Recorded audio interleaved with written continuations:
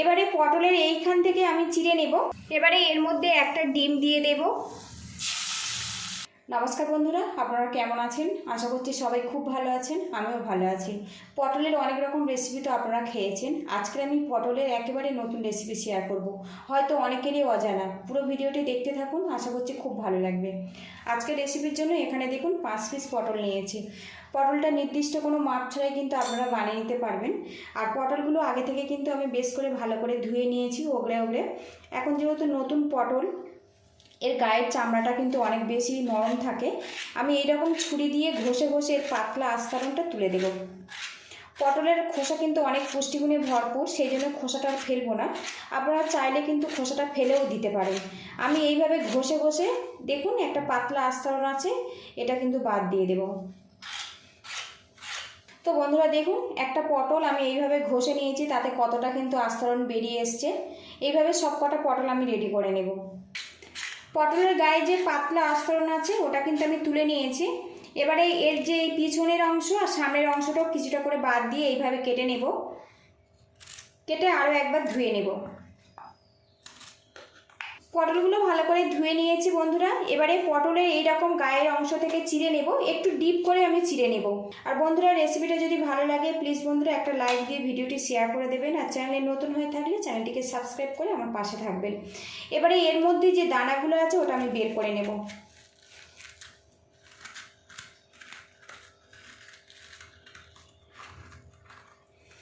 এখন যেহেতু বাজারে কচি কচি পটল, দানাগুলো কিন্তু খুবই নরম আছে।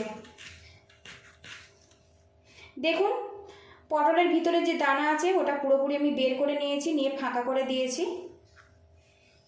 এটা আমি ফেলবো না, এটা আমি সাইড করে রাখলাম, পরে আমি কাজে লাগাবো।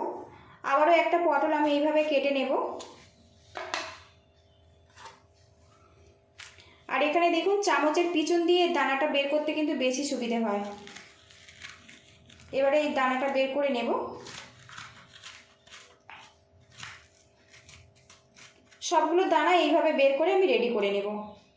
আর বন্ধুরা, একটু খেয়াল রাখতে হবে পটলটা যেন পুরোপুরি না কেটে যায়, জোড়া থাকবে সেই মতো কিন্তু কেটে রেডি করে নিতে হবে। এদিকে দেখুন বন্ধুরা, প্লেটের মধ্যে পরিমাণ মতো হলুদ আর পরিমাণ মতো লবণ নিয়েছি, নিয়ে এটা ভালো করে মিক্স করে নেব। এবারে এখানে যে পটলের দানাগুলো আমি বের করে নিয়েছিলাম, এর মধ্যে নুন আর হলুদটা দিয়ে ভালো করে মাখিয়ে নেব। এতে পটলটা কিন্তু নরমও হয়ে যাবে আর খেতেও কিন্তু অনেক বেশি সুস্বাদু হবে।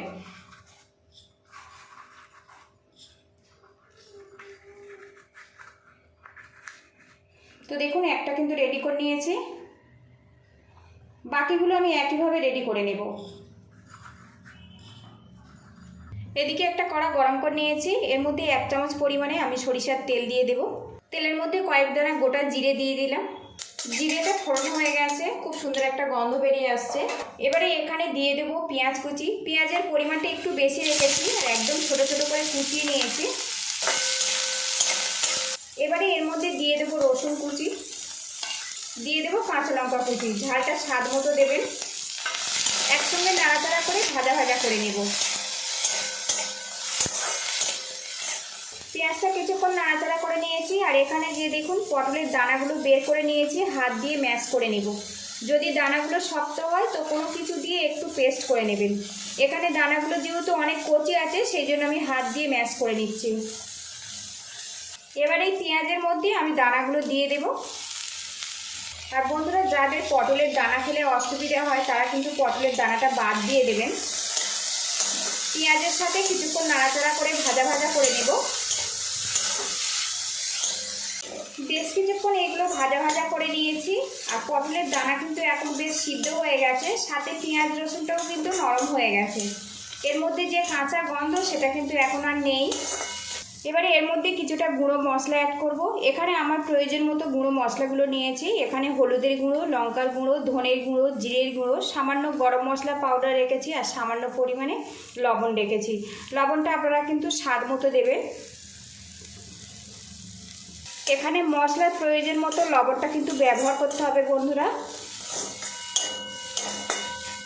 গুঁড়ো মশলা দিয়েছি, এই সময় কিন্তু গ্যাসেরটা একদম কমে রাখতে হবে, নইলে গুঁড়ো মশলা পুড়ে গিয়ে একটা বাজে ফ্লেভার চলে আসবে। এবারে এর মধ্যে একটা ডিম দিয়ে দেব। স্বাদ মতো লবণ দিয়ে দেব। আর বন্ধুরা এখানে ডিমটা একদম ঝুরো ঝুরো করে আমি ভেজে নেব।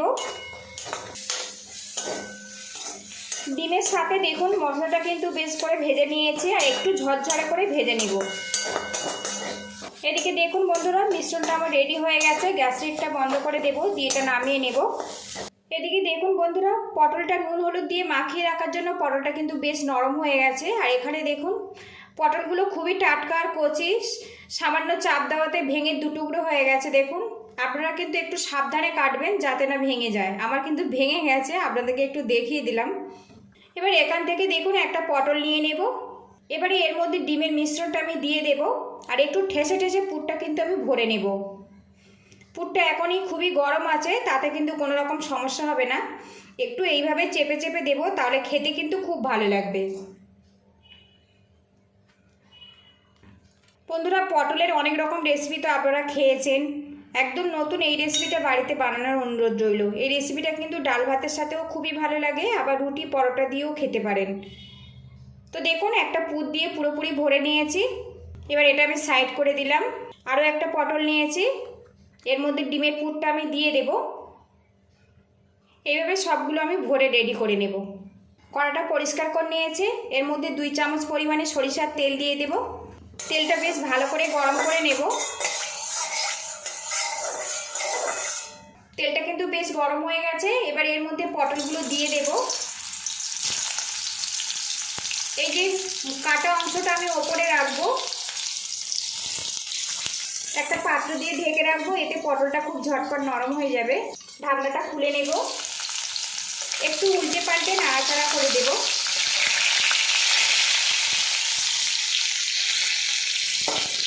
তো দেখুন হালকা হালকা কালার চলে এসছে, এইভাবে কিন্তু ভাজা ভাজা করে নেব। আবারও ঢেকে দেব, ঢাকনাটা খুলে নেব। আর এদিকে দেখুন বন্ধুরা পটলটা কিন্তু পুরোপুরি ভাজা হয়ে গেছে, কালারটা পুরোপুরি চেঞ্জ হয়ে গেছে। আর এখন কিন্তু খুব সুন্দর একটা গন্ধ বেরিয়ে আসছে। পটল ভাজা তো আপনারা খেয়েছেন, একবার কিন্তু আমার মতো করে এইভাবে ডিমের পুর দিয়ে পটল ভাজা খেয়ে দেখতে পারেন। রেসিপিটা যদি ভালো লাগে প্লিজ বন্ধুরা লাইক শেয়ার সাবস্ক্রাইব করে আমার পাশে থাকবেন। আর বন্ধুরা এই রেসিপিটা কিন্তু গরম ভাতের প্রথম পাতেও খেতে পারেন, আবার রুটি পরোটা দিয়েও খেতে পারেন, খেতে কিন্তু সত্যি খুবই ভালো লাগে। তো দেখুন পটল ভাজা কিন্তু আমার রেডি হয়ে গেছে। আর কি সুন্দর এটা দেখতে হয়েছে দেখুন বন্ধুরা, দারুণ সুন্দর কিন্তু এখন গন্ধ বেরিয়ে আসছে। যারা পটল খেতে একটুও পছন্দ করেন না, একবার এইভাবে বানানোর অনুরোধ রইল। আশা রাখছি খুব ভালো লাগবে, আর বাড়িতে বানালে অবশ্যই কমেন্ট বক্সে জানাবেন। এগুলো রেডি হয়ে গেছে, এবার এটা আমি নামিয়ে পরিবেশনের জন্য রেডি করে নেব। এদিকে দেখুন বন্ধুরা পটল ভাজা কিন্তু পুরোপুরি কমপ্লিট হয়ে গেছে। আর আজকে এটা আমি গরম ভাতে প্রথম পাতে পরিবেশন করব। আপনারা চাইলে রুটি পরোটা দিয়েও পরিবেশন করতে পারেন। রেসিপিটা যদি ভালো লাগে প্লিজ বন্ধুরা বাড়িতে এইভাবে ট্রাই করবেন, আর কেমন হয়েছে কমেন্ট বক্সে জানাবেন। পুরো ভিডিওটির সঙ্গে থাকার জন্য অসংখ্য ধন্যবাদ। ভালো থাকবেন, সুস্থ থাকবেন, দেখা হবে নেক্সট ভিডিওতে। তো বন্ধুরা লুকিংটা দেখুন আর কত সুন্দরভাবে এটা রেডি হয়েছে দেখুন। একঘেয়েমি পটল ভাজা তো আপনারা অনেক খেয়েছেন, একবার কিন্তু এইভাবে বানিয়ে দেখতে পারেন।